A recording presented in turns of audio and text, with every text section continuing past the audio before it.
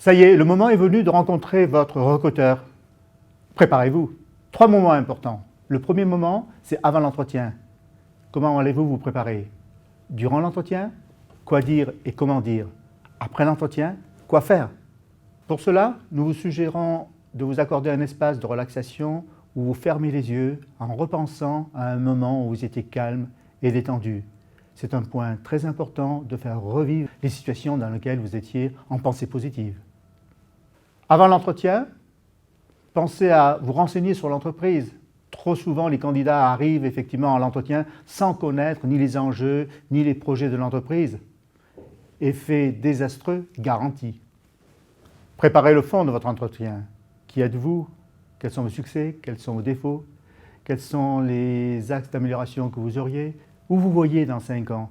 Comment vous voyez votre poste? Qu'est-ce que vous pouvez apporter de singulier qui va faire que vous allez être choisi?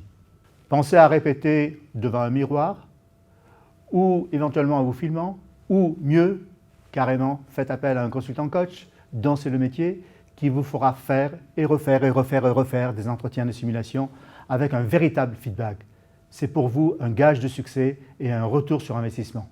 Pendant l'entretien, un point clé est de savoir comment vous allez gérer votre stress et votre trac juste avant l'entretien.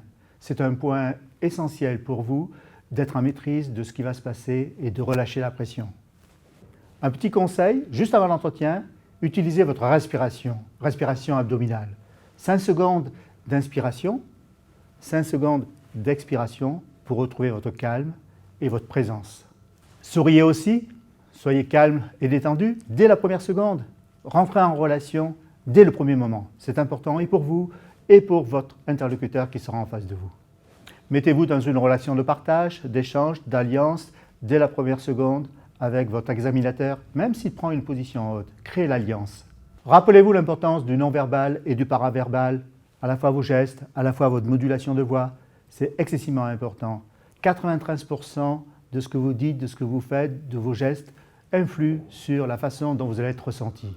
Partagez tout ce que vous savez de l'entreprise, de ses enjeux, de ce que vous connaissez, de ce que vous avez lu, des reportages que vous avez entendus. Ça, c'est important. Échangez, créez une alliance effectivement avec votre interlocuteur. Il vous en sera reconnaissant et vous aussi.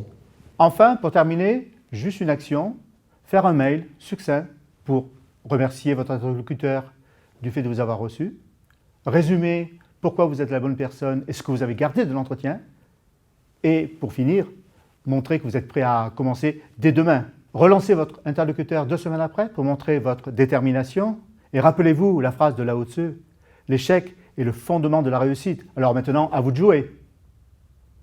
Pour en savoir plus sur la phase de préparation à l'entretien, cliquez ici.